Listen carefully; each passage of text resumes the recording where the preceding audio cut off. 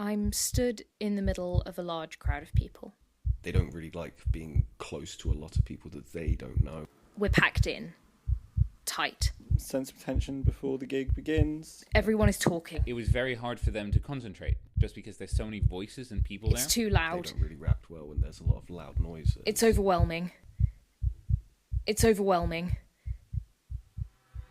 And then this happens.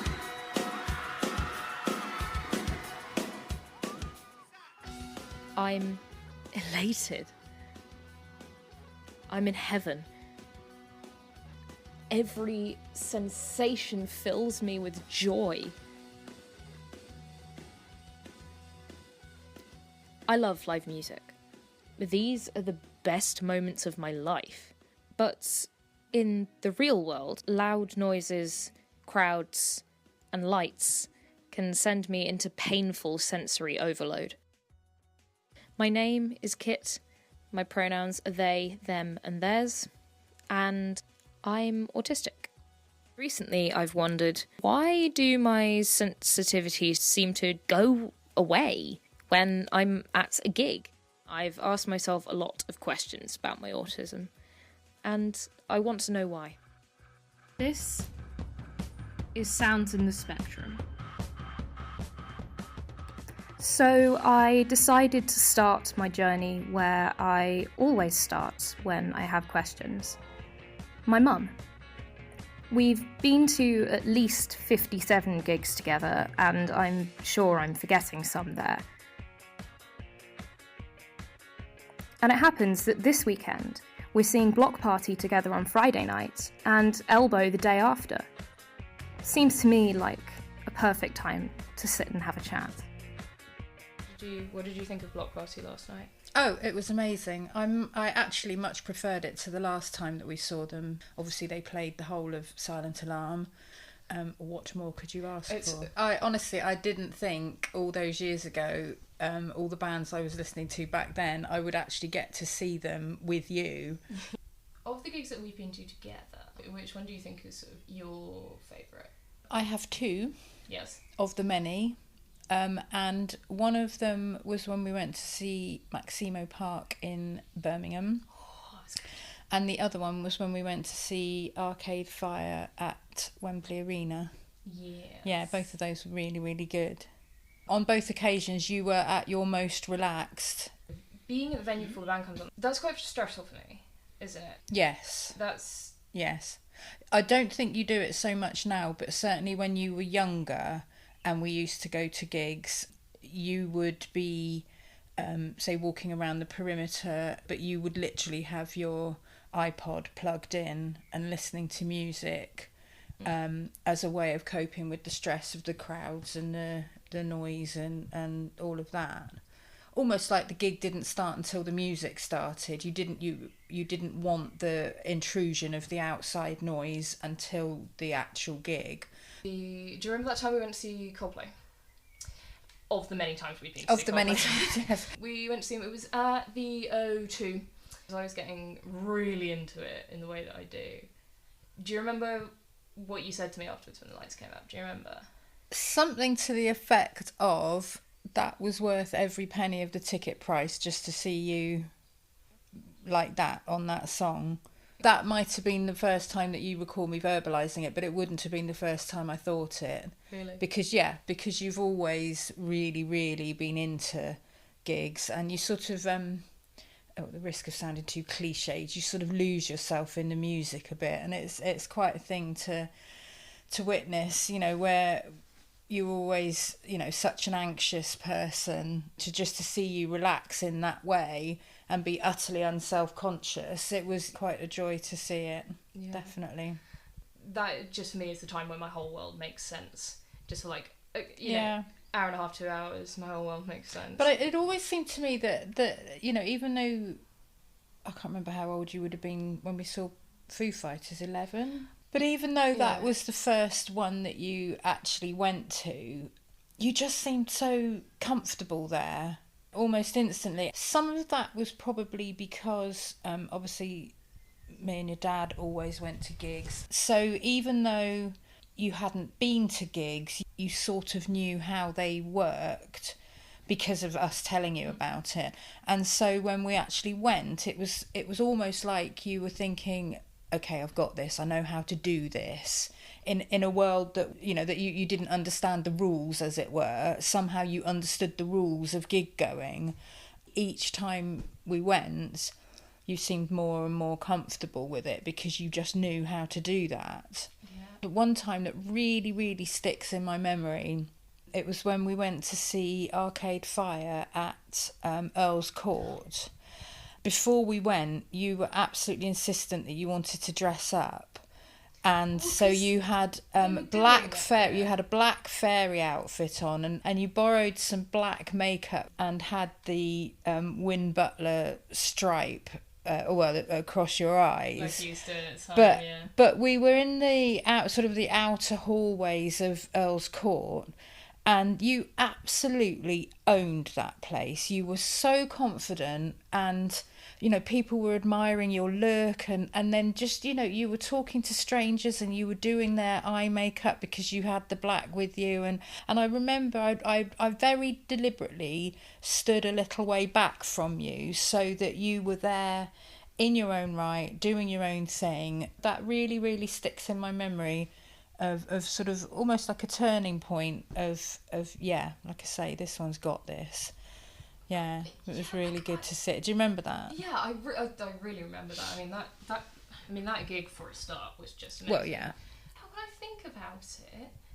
It's sort of within that kind of gig environment. I can have conversation. I can deal with social stuff in a way that I kind of. But that's what I think. You know, as I say, but aside from actually the music element of the gig goers look out for each other. And it's really interesting that something about that environment, like a lot of my other sensory issues, kind of just seem to go away in that environment.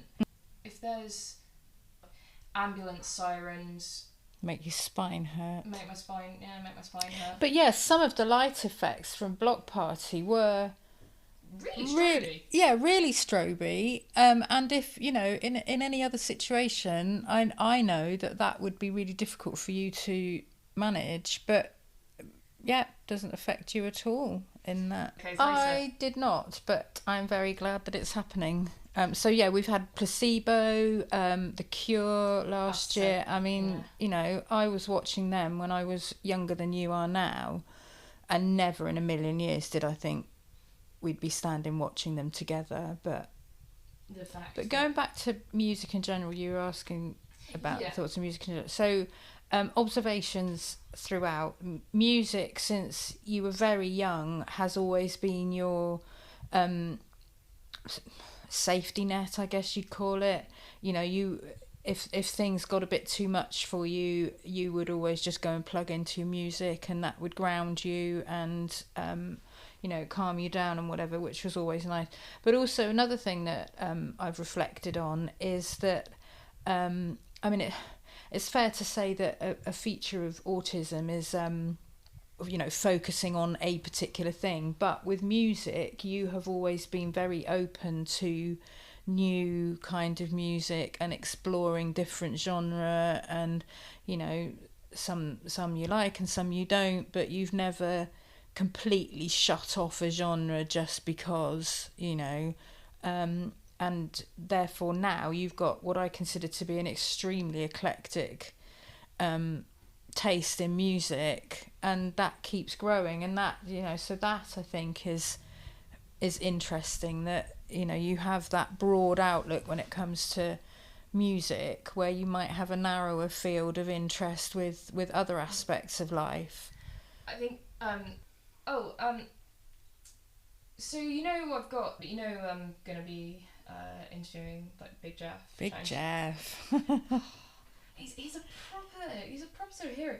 I remember, again, when I was too young to go to gigs, and obviously you'd be coming up to Bristol for gigs because it was the nearest big city. Yes.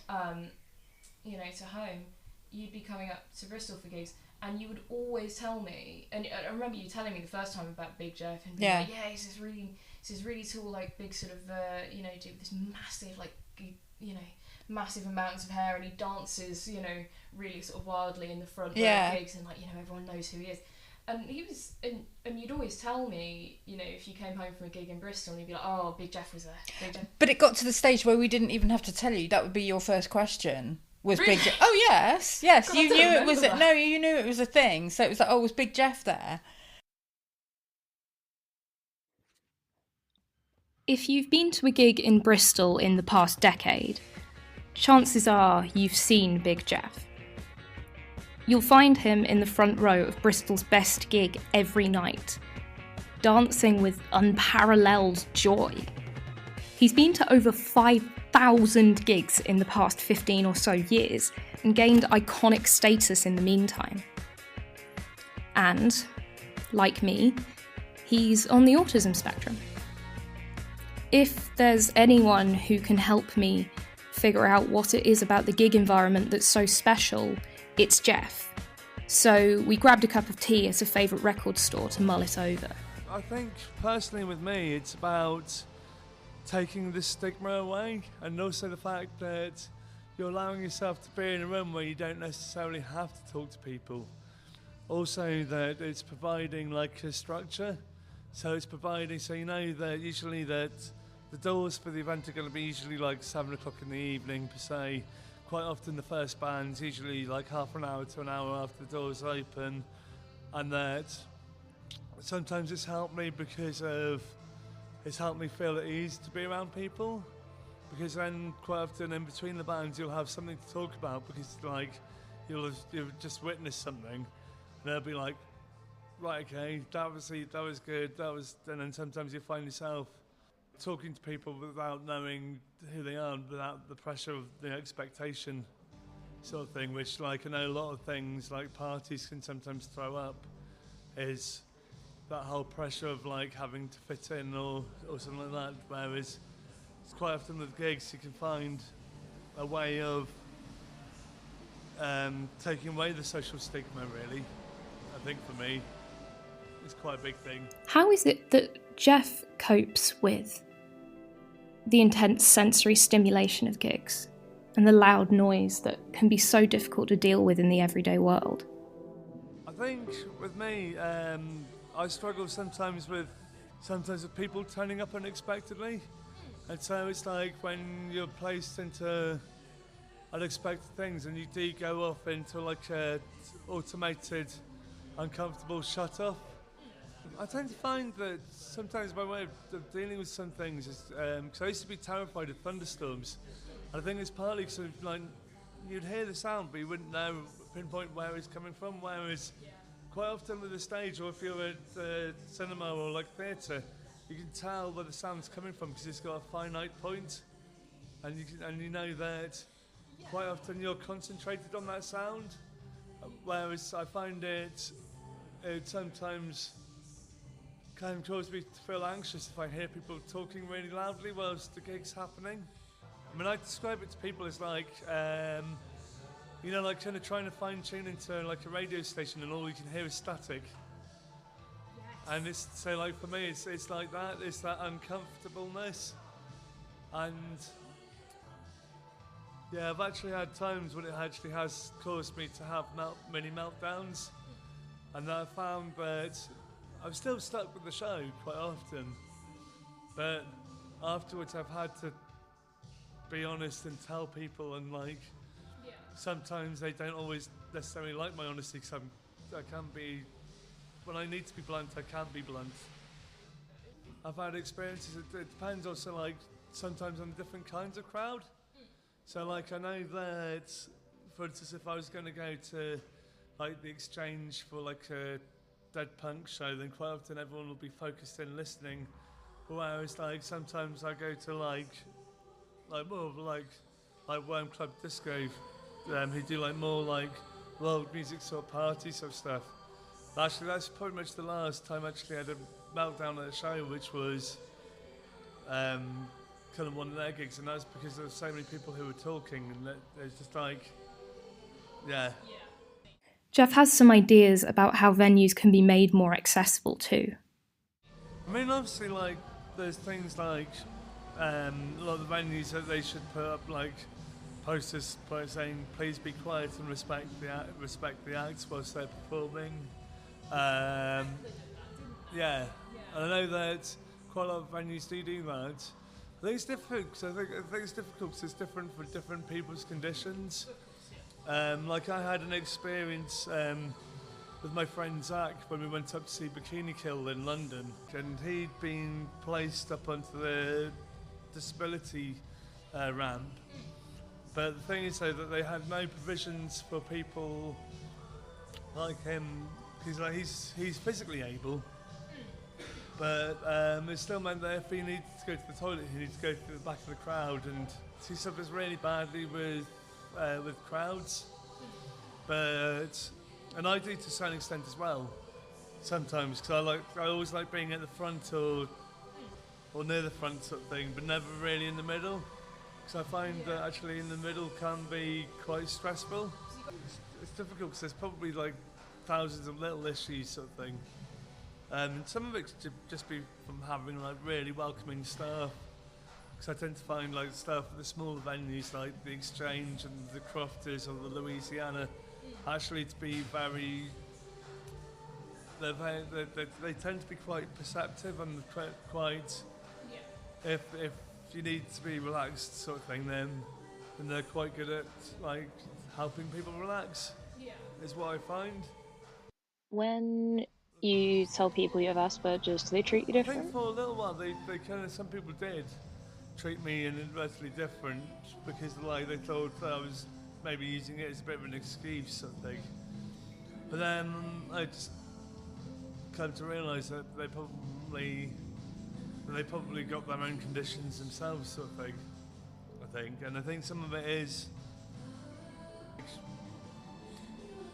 I think it's definitely helped people. I hope it's helped people anyway. I think it also helped me because it helped me understand myself a little bit. Then also, I think my parents actually refused to get me diagnosed for about 30 years because of, because my uncle was severely autistic and he was like institutionalised from like the age of 12 onwards.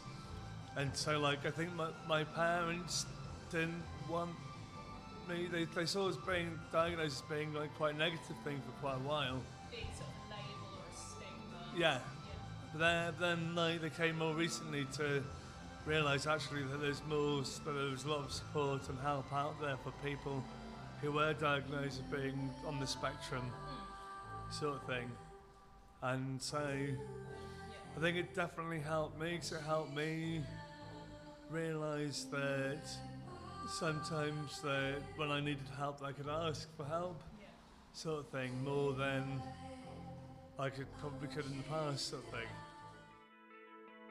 I wonder if Jeff has any words of wisdom for other people on the spectrum. I'd say just kind of follow your passions, because like all the way throughout my life I've had a series of passions, a series of things which I've got like obsessed by, so whether it be like fossil collecting, comedy movies, through to like music, art, the whole lot really. If it's not affecting other people in a negative way, just follow your dreams. It seems to me like something about the structured nature of live music appeals to the autistic brain. I can see that. But one thing is still puzzling me. Why is it that I seem to experience the emotions of music to such an intense degree? I've been looking around the internet and I found the work of Professor Pam Heaton, a cognitive neuropsychologist and researcher at Goldsmiths, University of London. Since 1999, she's been carrying out research to find the link between music and autism, and I hope a phone call might reveal a few truths about why music is so fundamentally important in my life, and indeed in the lives of so many other autistic people.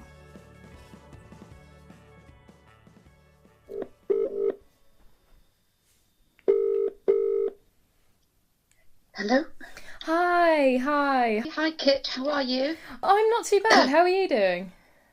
I'm fine, thank you. Yes, very well. Are you good to get going? Yes, sure. Absolutely.